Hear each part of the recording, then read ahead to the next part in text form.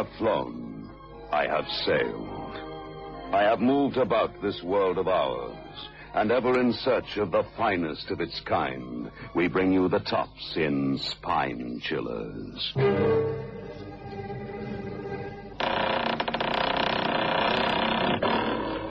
The Creaking Door.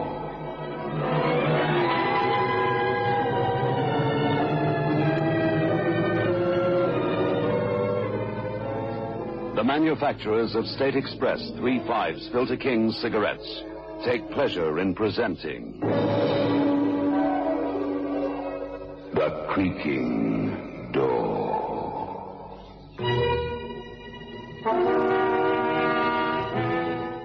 For some time, Dr. Marcus Summers has been gazing down at the twitching, trembling figure of Julian Clinton, gently wiping the beads of sweat from the brow of the young man slumped in the armchair. The doctor turns to the sturdy, thick-set man standing beside him and says, "Oh, the drug has taken effect. It'll be safe to question him now. Julian. Julian, you must try and control yourself. You must talk. Release the jumbled thoughts that are making you like this. Speak, Julian. Speak. Speak. How can I speak when a million jangling wires are screaming in my head? Oh, they won. Oh, Julian. Look up. Look at me. I'm your friend, your doctor. Julian, don't you recognize me? Julian. That's better. Now, Julian, you must tell us everything right from the very first day you returned to this house a month ago. I was there, remember? A month ago. Is that all it is since I brought my bride to Ashgrove? Well, darling, now that you've seen all there is to see of Ashgrove, what do you think? Not exactly a country mansion, I'll admit, but it's all ours. Oh, it's heavenly. Just as I pictured it. Oh, Julian, am I really Mrs. Julian Clinton, or am I going to wake up and find that it's all a dream and I'm still Miss Elizabeth Robbins? Now that you've been my bride for 3 whole weeks, you're still not sorry you gave up the stage. Oh, darling Julian, I didn't give up the stage. The stage gave me up. 1 month's work with some dreary rep, then 3 months traipsing from agent to agent. If I hadn't met you, I think I should have gone off my head. Oh, sorry. Sorry? Why do you say sorry like that? Oh, nothing, darling. Well, you told me of your nervous breakdown, and it wasn't very tactful of me to remind you of it. Please, Liz, I told you before, you don't have to treat me with kid gloves. I'm all right now. I'm all right, thanks to you. Bless you. I'm going upstairs, get some of the dust off me. I won't be long.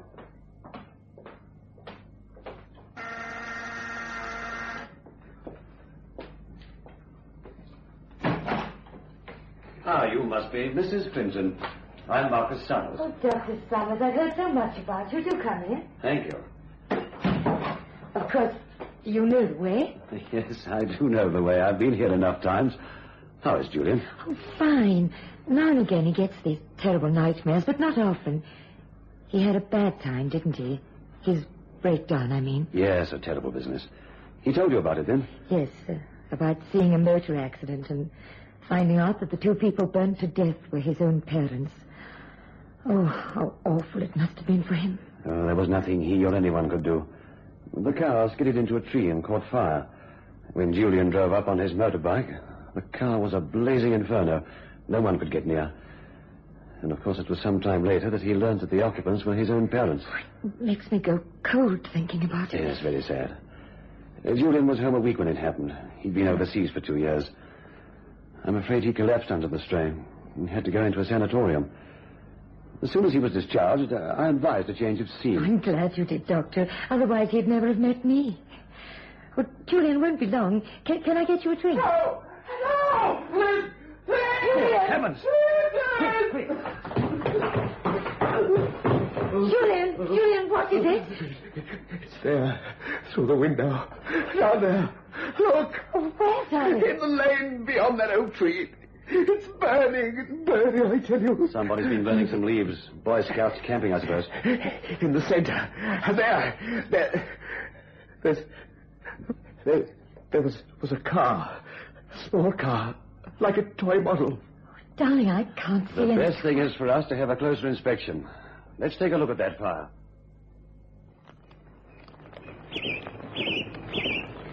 There, darling. Just a few twigs and some leaves.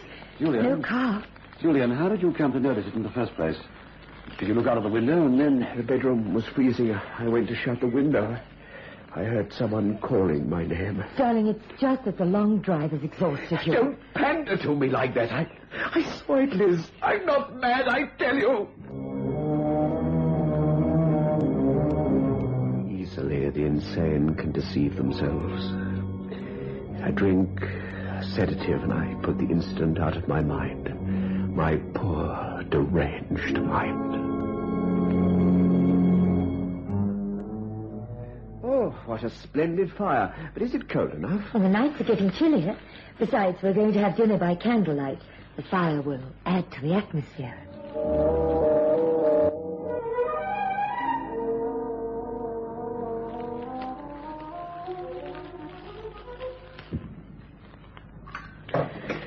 Oh, what a meal. What a girl. What a wife. Enjoy it? Oh, it was marvelous. Oh, enjoy your coffee, darling. You don't have to clear away yet. I'm not. I'm just coming over to kiss the sweetest husband in the whole wide world. Oh, look at those French windows. Don't they reflect the room charmingly? Never mind the room. Look at us. A handsome couple, wouldn't you say? Silly. What is it? There's someone there at the window. What the... Oh, it's all right. It's Dr. Summers. Just a minute. It's all right to come in. Yes, of course. I saw you through the window. It was Sandy walking round to the front door. Good evening, Mrs. Benson. Good evening, Dr. Summers. Oh, I had a long and exhausting round. Any coffee left? I'll make some fresh. No, please don't bother. Just so long as it's reasonably warm. We just had ours. Mrs. Clinton, there's a look about you which says you were not expecting me, am I right? Oh, you're very welcome, of course. Really, Julian, didn't you tell your wife you invited me in for some coffee and a game of chess after dinner? Oh, I'm sorry. I forgot all about it. You mind, Liz? Oh, no, of course not. It was seeing you at the window. It quite startled me. Your coffee, Doctor. Oh, thank you. Tastes good. I'm sorry if I startled you, Mrs. Clinton. I mean, after all, the path to the front door... I'll think nothing of it. What about the game of chess, huh? While Liz knitted serenely by the fire, was that memory of a happy, peaceful, domestic evening a fragment of my diseased mind, too? And then the following evening, I was having my customary cigarette with my coffee after dinner.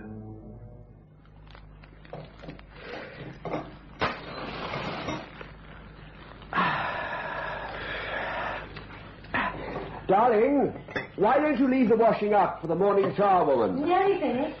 Oh. What? No. Liz! Liz! Oh, Liz! Oh, you've got as white as a sheet. What's the matter? Have a look at the window. The reflection. Oh, what's the matter with your wife? Look! I'm smoking a cigarette. My reflection is smoking a pipe.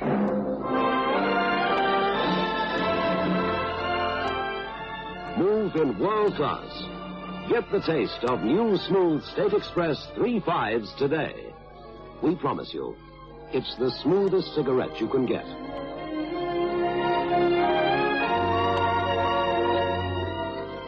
It's a blend that has been perfected after years of constant research by our master blenders.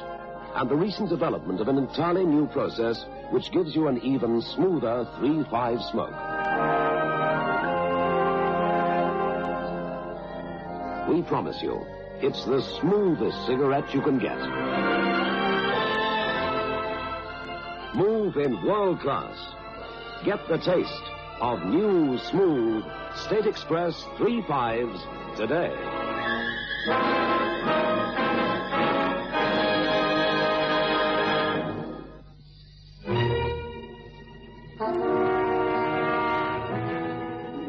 Look, Liz.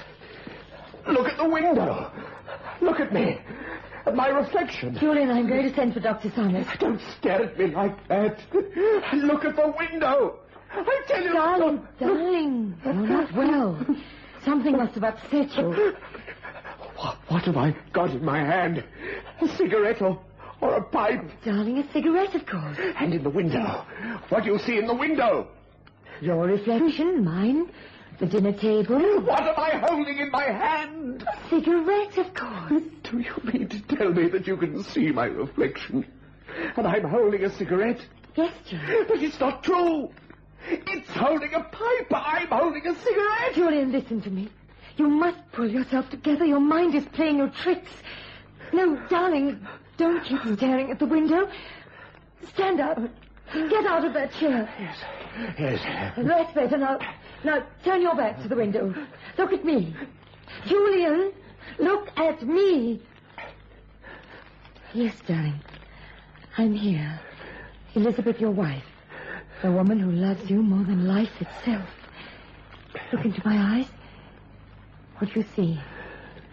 Do you see all the protective love I have for you? Yes, Liz. I do. Now, darling, I want you to turn around and face the window. Look at yourself in the window. Go on, darling. Look. I'm finding it difficult. Yes, I know. But we're going to defeat this thing together. Turn around and look. Well? I... What do you see? I'm holding a cigarette. Oh, thank heaven. You're all right now. Oh, my poor darling.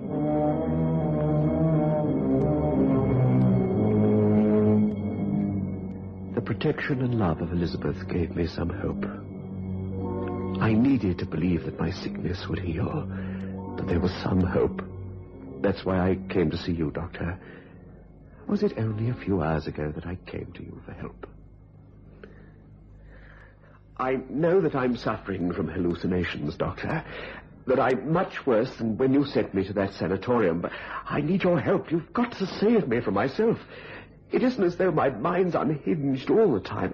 I'm speaking and acting sanely enough now, or am I beyond all aid? Julian, you must stop thinking in terms of sanity and insanity.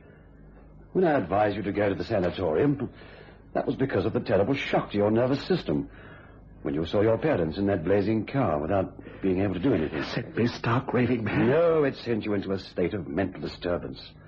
Besides, I wanted you out of Ash Grove, away from the things which reminded you of your parents. That's why I suggested their trip overseas. New surroundings, new faces. Thank heaven you did. I'd never have met Liz. You were away 8 months in all. Yes. Now, you'll remember that before you went into the sanatorium, you'd wake up in the middle of the night with visions of your dead parents standing by your bed. Oh, don't, please. Sorry, Julian, if I'm to help you, we've got to face your problem squarely. Many bereaved people suffer similar experiences for a while. In Australia, did you have any hallucinations there? Once or twice. The first week in Melbourne, I'd have those terrible nightmares again. But no hallucinations? Images while awake? No. On arrival at Sydney, you wrote mentioning nightmares on the voyage. I had some terrible dreams, but no images, as you call them. As soon as I met Elizabeth, even the bad dreams stopped. And now, I'm frightened, Doctor. You've got to help me. I'm so terribly frightened for Liz's sake. That burning car I saw from the bedroom window, and then my reflection in the window as I lit a cigarette and saw my reflection smoking a pipe. Oh, can you beat it? Stop it. Stop it. Sorry. I had to slap you. Are you all right? Yes, all right. Tell me, has there been any other disturbing incident? Something I don't know about? This pipe business happened a week ago. Nothing since? Yes. The worst thing of all. That's why I'm here. My dear, darling Liz, whom I love more than life itself. Last night, after a terrible day of depression, Liz persuaded me to take a sleeping pill. I went off right away. What? No. Julian. No. It's Liz. Liz. I'm your wife. You're killing me. Liz. It's all right, darling. You didn't know what you were doing. Your neck. Why are you rubbing your neck? Oh, my darling, what have I done to you? Nothing, darling. Julian, you mustn't think any more about it. It was just one of your nightmares. I wasn't. I didn't, Liz. That I should try to strangle you. Oh, what am I going to do? What am I going to do?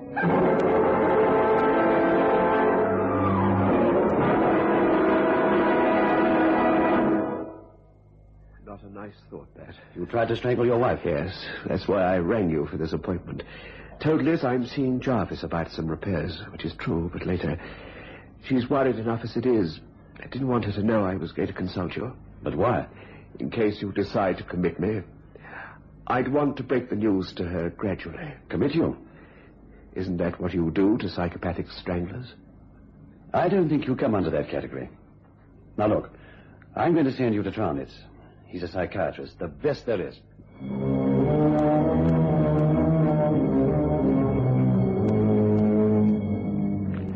Trownitz, psychiatrist. Would he have been able to help me? But my mind couldn't last that long, could it? Only a few more hours and the last few strains of sanity snapped. I haven't eaten a thing. I'm not hungry. Darling, where did you go when you left here this morning? I told you, Jarvis. I phoned an hour after you left. He said you hadn't been there. I got there later. All right, I'll tell you. You're too wonderful to lie to.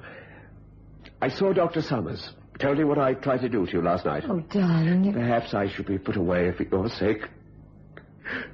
Look. Look, me! In the window, it's making faces at me! Put that chair down! Julian, what have you done? What are you doing?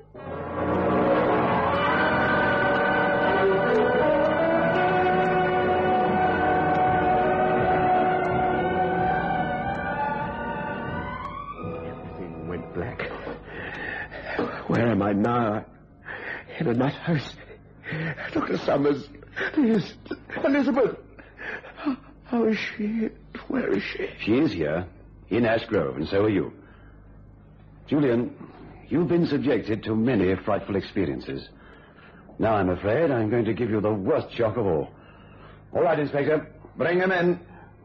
All right, sir. Julian, everything you experienced since returning from Australia was part of a fiendish plan to drive you out of your mind, and, if possible, suicide. Here's your reflection, Julian. What? Yes, meet a remote cousin of yours, Paul Fuller.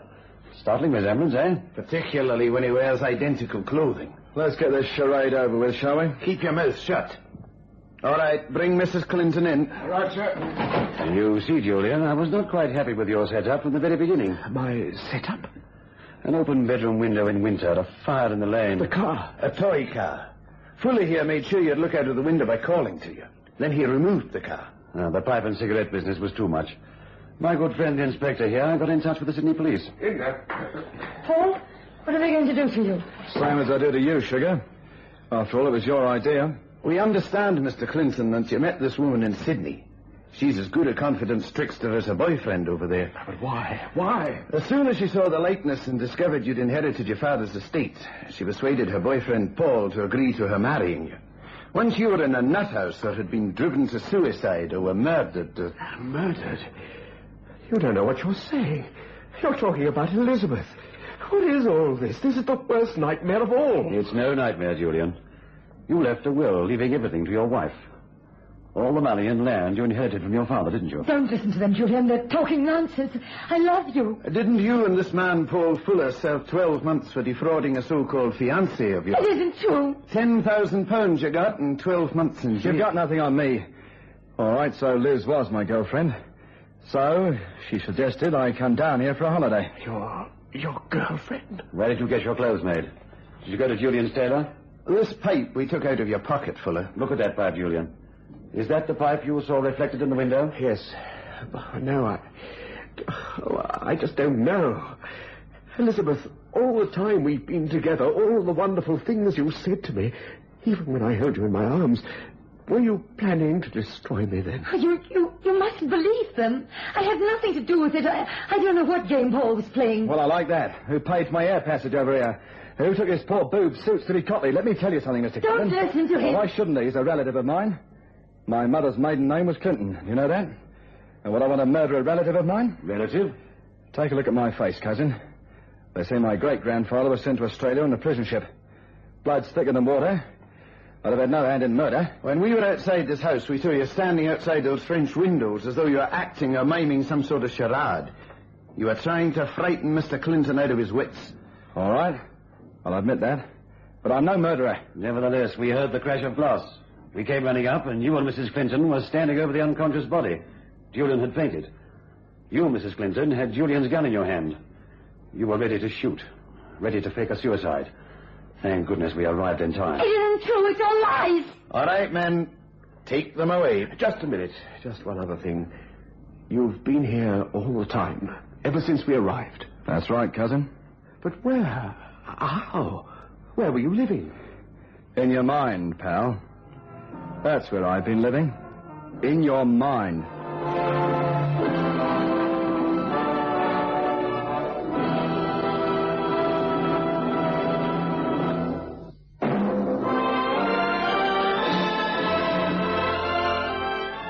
Move in world class. Get the taste of new smooth State Express 3.5s today. We promise you, it's the smoothest cigarette you can get.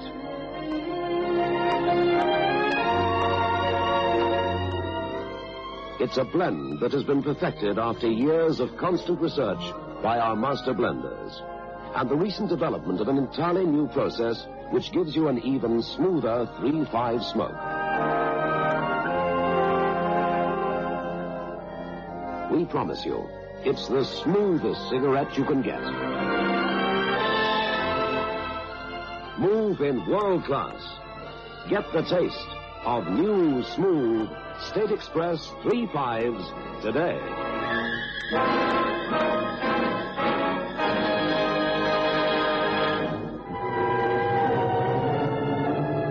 The manufacturers of State Express 3.5s Filter King cigarettes invite you to listen next Saturday at 9 o'clock when they will again present